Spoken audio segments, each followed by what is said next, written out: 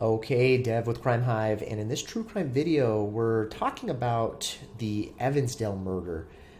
Is it connected to the Delphi murders? We don't know.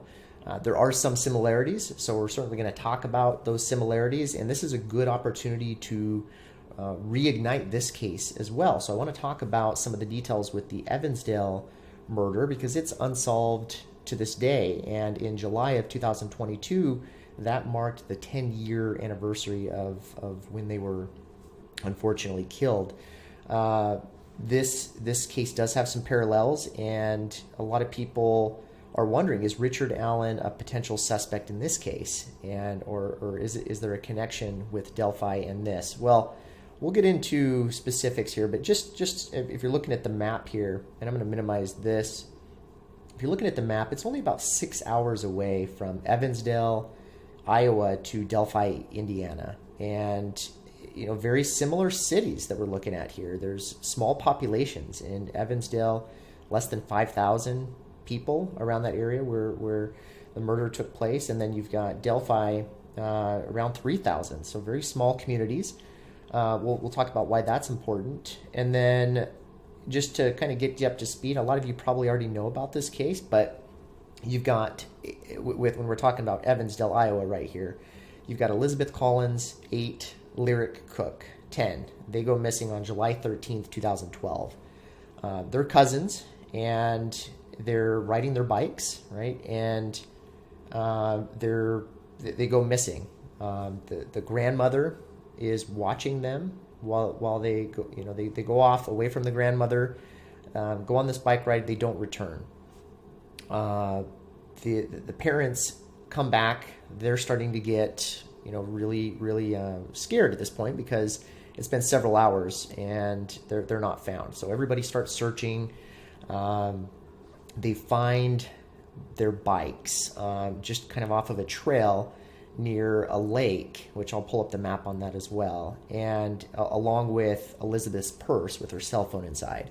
So that's all they have. Not a lot of clues in this case. They have some information by this lake and nothing else. Now, the investigators, they start looking through footage, and they find small footage of the two girls once, but it doesn't really lead them anywhere. There's really no, it just leads to a dead end. And so they're searching, all these different homes and businesses, looking for Ring cameras and around schools and all these different surveillance cameras, and they come up empty. They've got scent trace dogs. Dive team is used around the lake. The FBI gets involved. There's all these different searches. And that just doesn't really lead to anything. So this is kind of the map here I want to show you. You've got Myers Lake here. Okay, this is where the bikes were located. Okay, so this is, and just to give you context, it's outside of Waterloo. I'm not familiar with the area, but you've got Cedar Falls, and then you've got Waterloo, and the bikes are found here around Myers Lake. Well, 5 months later, okay, if you look here, about 26 minutes away, Seven Bridges Wildlife Area, both bodies are discovered, and they're obviously killed. They're deceased. Investigators don't really release how they were killed. They're keeping that very tight-lipped for obvious reasons. They don't want to give that info out because it's only something the killer would know, and so they're not divulging that information. There's a few other pieces to this that I'll mention as well. Investigators have done a lot. They've certainly looked at sex offenders in the area. Okay, that was a big idea, right? They're looking at registered sex offenders in and around the Iowa area, just around Delphi. When I pull up the city data, you're looking at, there's 14 registered sex offenders just right in that immediate area. If you expand it out, there's a lot more. I think just in the region around 95 sex offenders. So they certainly looked at all these people. Some of them were even polygraphed, and they again couldn't quite find a connection with this murder. So 5 months later, bodies are discovered, and then you've got Now, the Delphi case, right? The father's concerned that maybe this is a potential serial killer case. He does make a good point in this article here that time is not on their side. And absolutely, just one mistake is all it takes for this case to be resolved. And so it's still open. I want to point out a few other important aspects here. Okay, so I bring up this behavioral analysis on this case because there is a tip that was mentioned that I'm going to share at the end here that could open this case and why it could be so important. And the profile, what they're looking for in the Evansdale case is this offender, from what they're saying, is familiar with the Evansdale area and specifically the Bridges wildlife area. This is an important segue here briefly because that area, from what I understand, it's very remote. Okay, not a lot of people would really know that area. Apparently, there'd been some people, on meth and just other drugs, kind of unsavory characters hanging around that area, which brings up this segment here with Dan Morrissey. Okay, this is he was charged with assaulting his estranged wife, Misty Morrissey, and this is the mother of Lyric Cook. The reason I bring this up is he's been charged with other things such as possession and dealing and making methamphetamine. All right, he's been cleared as a suspect, so I want to make that clear. But why I mention this is when you're talking about methamphetamine, I've seen quite a few people strung out on that and just the hallucinations and their state of mind.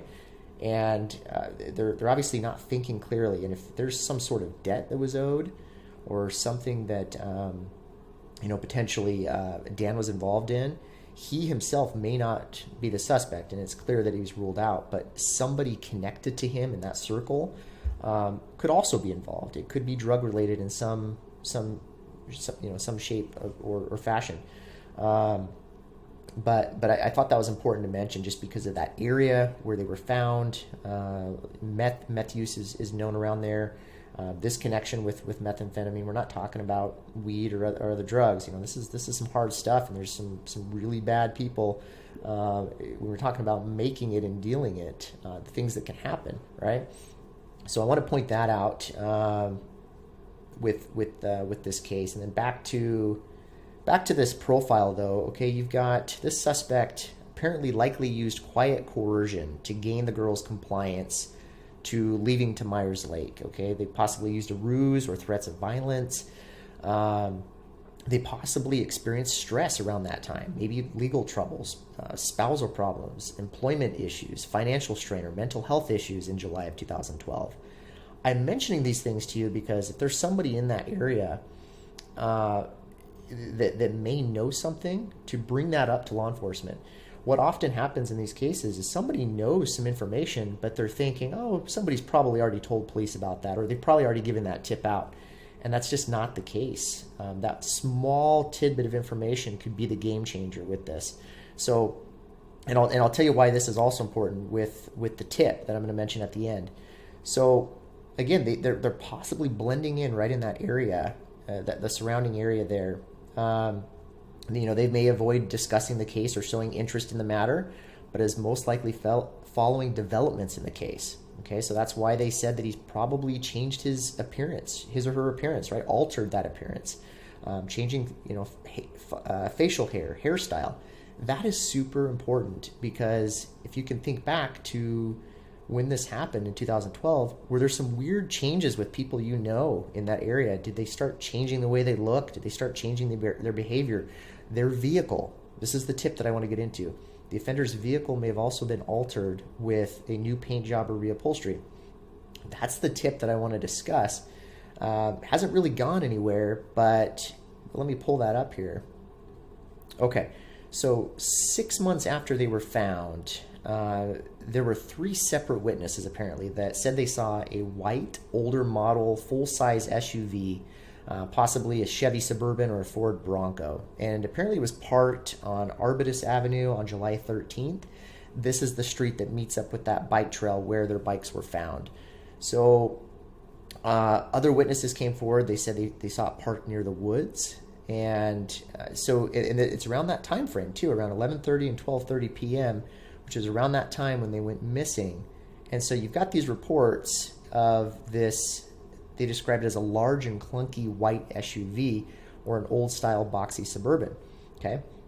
Again, they mentioned that same thing right here where, the smallest detail is important because people think that maybe that information's already been, given to law enforcement. And they want to stress that that's not the case. So if you know anything related to what I've just mentioned about that profile or about the vehicle, please reach out. I'm going to give the information here to reach out to. Okay, so here's the information again. With the sheriff's office, you can call this number or submit a tip to this email. And again, open case. I think it's over $100,000 reward if you know anything. Again, possibly not connected to the Delphi investigation, but eerily similar, and that's what a lot of people are discussing and have questions about. So hopefully that answers some questions. If you have anything to add, please comment below. There's some really good comments coming in from some of the other videos there, so definitely interact with the community, and we'll be back in another video. Take care.